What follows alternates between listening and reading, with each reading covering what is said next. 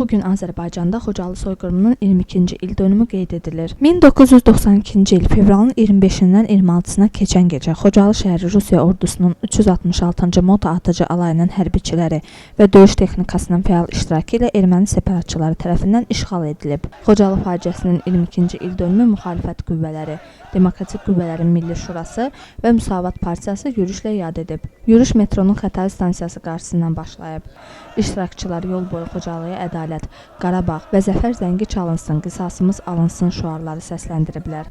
Xocalı qurbanlarının xatirəsinə ucaldılmış abidənin önünə əkilir və gül dəstələri qoyulub. Milli Şura liderləri Cəmil Həsənli ilə Əli Kərimli çıxış ediblər. Xalqımızın taleyində və tarixində çox özəl bir gündür. Xocalı faciəsinin baş verdiyi gündür. Xocalı faciəsi vətənimizin bütövlüyü uğrunda, torpaqlarımızın bütövlüyü uğrunda işğalçılara qarşı mübarizənin ağır bir səhifəsidir və insanlığa qarşı törədilmiş ən ağır cinayətdir. Bir qayda olaraq belə hadisələrin, nümunələrin İkinci Dünya müharibəsində və 50 il, 60 il bundan qabağın deməli hadisələrində müəyyən izlər tapırlar. Xocalı günümüzün hadisəsidir və bir yaşayış məntəqəsi, bütövlükdə bir yaşayış məntəqəsinin əhalisi yer üzündən silindi. Ən qədim Azərbaycanda, Qafqazda ən qədim arxeoloji mədəniyyət olan Xocalı mədəniyyətinin izləri mən deyərdim ki, tarixdən silindi.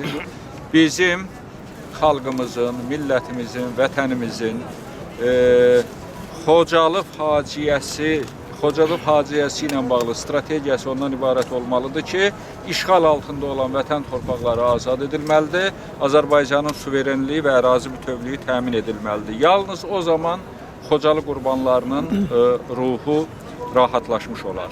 Xocalı faciəsi yalnız millətimizə qarşı soyqırım deyil, həm də bütövlükdə millətimizin təhqir olunmasıdır. Azərbaycanlıların hamısı üçün Xocalı bizim hamımızı qisasa çağıran bir faciədir.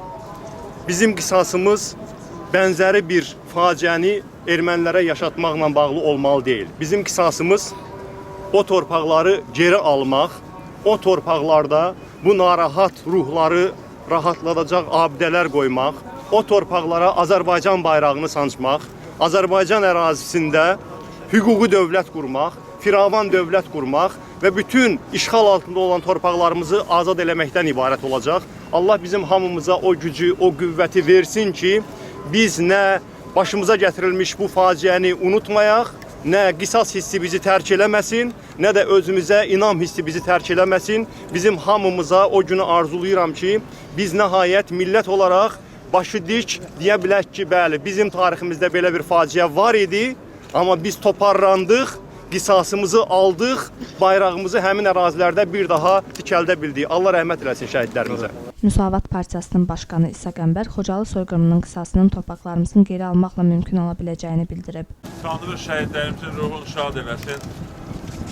Allah xalqımıza, hamımıza güc versin ki, şəhidlərimizin ruhunu şad eləyə bilək. Şəhidlərimizin ruhu Qarabağda rahat olacaq. Nə zaman ki, Qarabağ Azərbaycan xalqının nəzarətində olacaq, o zaman da şəhidlərimizin ruhu rahat olacaq. Onlar biləcəklər ki, onların intiqamı alınıbdır və inanıram ki, Azərbaycan xalqı bu mərhələni də keçəcək, torpağımızı işğaldan azad edəcək inşallah. Allah rəhmət eləsin, Allah ruhlarını şad eləsin. Xocalı abidəsinin ziyarətdən geri qaydanda polislər Milli Şura üzvlərinə, AXCP sədri Əli Kərimliyə qarşı təxribata cəhd göstəriblər. Fəallar polislərin qanunsuz hərəkətinə imkan verməyib, qarşı durma yaranıb.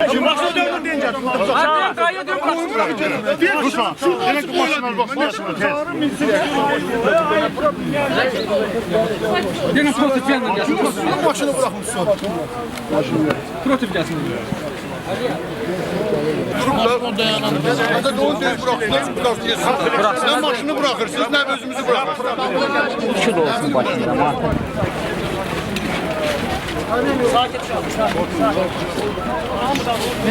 Gel İslam gel. Bırak.